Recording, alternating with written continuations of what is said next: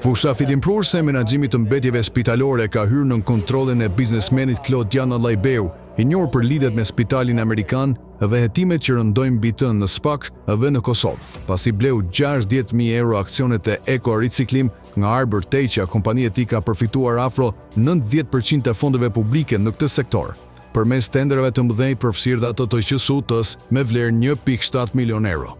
E në fokus të fundit është një tender për azjesimin e mbetjeve në maternitetin Koço Glozheni, ku pavarësisht se Eco Riciklim kishte një ofertë më të lartë se 28.4 milion lek, fitoi ndaj Meditel, që kishte ofertë më të ulët prej 23.7 milion lek. Sipas dokumenteve, përzgjedhja u bë mbi një sistem pikëzimi që favorizon Econ dhe në dallimin në ofertë ishte rreth 50.000 euro.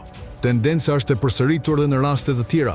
Pak ditë më parë një tjetër tender prej 1.2 milion eurosh, fitues u shpall një bashkim mes Eco Riciklim dhe dikur rivales Vale Ricikin.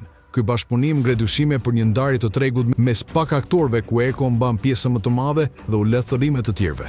Rasti Laibeu përfaqëson një model të dyshim të kapjes së tregut publik përmes ofertave të fryera dhe pikëzimeve të manipuluara, duke rritur kostot për shtetin dhe duke ngritur pikëturin mbi transparencën e institucioneve.